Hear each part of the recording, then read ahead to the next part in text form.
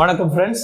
என்கிட்ட நிறைய பேர் கேட்குறாங்க, பல் பிரச்சனையே வரக்கூடாது அப்படின்னா நான் என்ன பண்ணணும் அப்படின்னு. அதுக்கு ஒரு 3 வழி இருக்கு. அதை மட்டும் நீங்க சரியா செஞ்சீங்கன்னா நீங்க பல் மருத்துவரை பார்க்க வேண்டிய அவசியமே இருக்காது.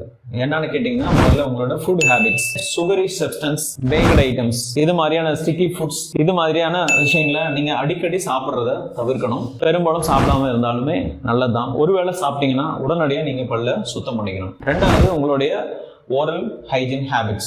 நைட்டு படுக்க போகும் பொழுது கண்டிப்பா நீங்க ப்ரஷ் பண்ணணும். நைட்டு உங்களுக்கு பால் குடிக்கிற பழக்கம் இருக்கலாம், பழம் சாப்பிட்ற பழக்கம் இருக்கலாம். எதுவாக இருந்தாலும் அதை முடிச்சுட்டு அதுக்கு பின்னாடி, அதாவது படுக்கைக்கு போறதுக்கு முன்னாடி நீங்க பண்ண வேண்டிய விஷயம் ப்ரஷ் பண்ணணும். அதை சரியா பண்ணீங்க அப்படின்னா பெரும்பாலும் உங்களுக்கு பல் சொத்தைகள் வராது. இது ரெண்டாவது விஷயம்.